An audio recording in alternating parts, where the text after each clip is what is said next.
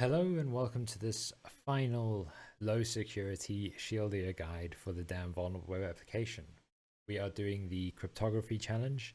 Again, this will only have a red team perspective because what is there to detect for the blue or purple teams? You will, as always, need the damn vulnerable web app accessible. If you have one hosted in your own infrastructure, great. If you want to bring one up with 2 commands, I've got a guide on how to do that hosted in GitHub. We will, as always, begin with the basic browser to look at what we are dealing with. So navigating over to the damn vulnerable web app. Again, within the Tartarus lab, we have the domain tartarus-damn-vulnerable-web-app.home.arpa because we conform with RFCs. So we get logged in as Smithy. You could log in as admin or anyone else. Doesn't really matter for this challenge. We'll then hit cryptography and look at what we are dealing with. So we've got the following message and we would like to decode that message to see what the password might be from this explanation. Looking then at the blog post, we are given, let's just take that and put it into CyberChef. You can open up a CyberChef window with the recipes pre-loaded because they use the Octothorpe, which is safe to use because the Octothorpe this is all like client side, so that anything after the Octothorpe would be just the browser would read. So we're given that string, which is base 64. However, we get garbage. Right. How then can we resolve this challenge? Looking into it, we are given that one. Looking into it, there are a few possible solutions or possible paths to be able to identify a solution. If you input some random text, HDF, great. You are given a similar encoding format. What's giving it away to me is that it ends in the equal signs. That is a sign that it is base 64 data, which is a very common method for encoding data on the web. However, it's not just base 64. So it's base 64 wrapping something else.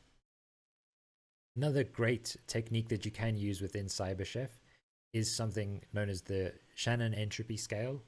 We can present it with some text.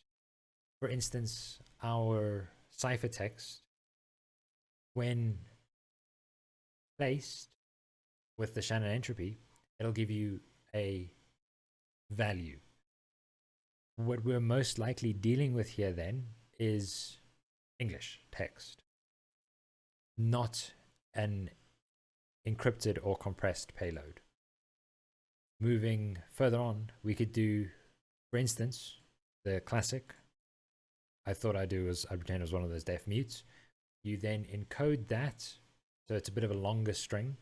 We are then also, it looks like English text. Great. Moving on finally to that same text.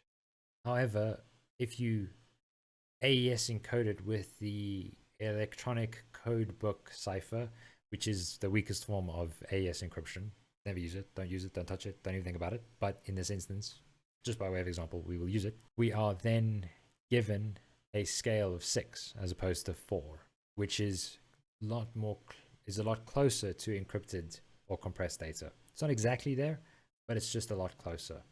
So that gives us an indication of how we can use these tools to be able to identify, okay, we're probably not dealing with AES, even though it is saying cryptography, we're not dealing with the advanced encryption standard. How then can we look at these things? We could use another encoding format, XOR, which is a very common format when dealing with data. One of the ways is we'll take our clear text, put the ciphertext as the XOR, and then we are left with Watchwort, which is, okay, interesting. What does that mean? If we instead take our ciphertext, do a base 64 decode, then do an XOR with the key being Watchwort and the standard schema, we are left with your new password is, and then the password. Great. So it's not actually encrypting it, it is just encoding it with XOR. There is, and then if you input that, you'll get the welcome back user. Great. A bonus round, you could just put itself in there and then you'll get the answer back. So that's just one of the other ways you could do it, but where's the fun in that? You want to try and understand these things, understand how data can be encoded, like I spoke about previously, how we can use base64 to encode the data, how you can use URI to encode the data, all of these different mechanisms. Another one being in your toolkit now, XOR is a way that data can be encoded, but it's not an encryption standard, just an encoding format. And that is all for the damn vulnerable web application on low security from myself today. I hope you've enjoyed it, and I will see you in the medium security coming soon. See you there.